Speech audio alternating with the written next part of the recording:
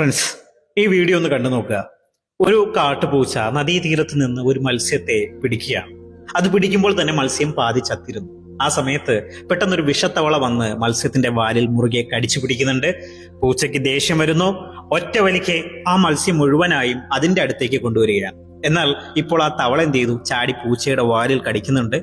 ദേഷ്യം നിയന്ത്രിക്കാൻ കഴിയാത്ത പൂച്ച പൂർണ്ണ ശക്തിയോടെ തവളയെ ആക്രമിക്കുകയാണ്. അത്രേ അവിടെ സംഭവിച്ചുള്ളൂ. എല്ലാം മാറുകയാണ്. തവളയുടെ വിഷഗ്രന്ഥികൾ പൊട്ടി വിഷം നേരിട്ട് പൂച്ചയുടെ കണ്ണിലേക്കും വായിലേക്കും വീഴുകയാണ്. ഒറ്റ സെക്കൻഡിൽ വിഷം ശരീരം മുഴുവൻ പടരുകയാണ്. കാഴ്ച മങ്ങുന്നു. ബാലൻസ് നഷ്ടപ്പെട്ട് ഒഴുകുന്ന നദിയിൽ വീണു മുങ്ങി അവസാനം ആ പൂച്ച ദയനീയമായി മരിക്കുകയാണ്. സുഹൃത്തുക്കളെ, ആ പൂച്ചയെ കൊന്നത് വെള്ളമാണോ? അല്ല, ആ അനാവശ്യമായ വഴക്കാണ്. ഇതിനെയാണ് എൻടാഗിൾമെന്റ് ലോ എന്ന് പറയുന്നത്. യഥാർത്ഥ ജീവിതത്തിലും ഇതേ രീതി തന്നെയല്ലേ സംഭവിക്കുന്നത്?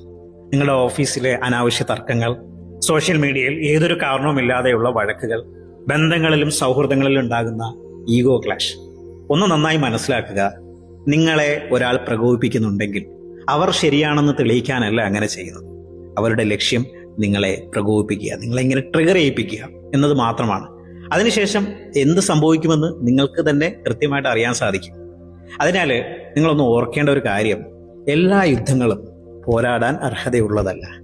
ചില സമയങ്ങളിൽ വിജയിക്കുന്നതല്ല കരുത്ത്, മാറി നടക്കുന്നതാണ് യഥാർത്ഥ ശക്തി എന്നുള്ളത് തിരിച്ചറിയുക. നമ്മൾ പറയാറുണ്ട്, stay away from negative people. ആ പൂച്ചയെ പോലെ ഈഗോയ്ക്ക് വേണ്ടി പ്രതികരിച്ച് നിങ്ങളുടെ ജീവിതം അപകടത്തിലാക്കരുത്.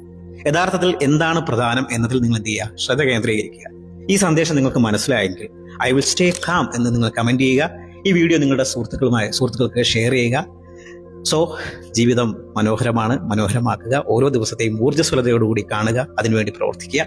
പ്രകാശം പരക്കട്ടെ.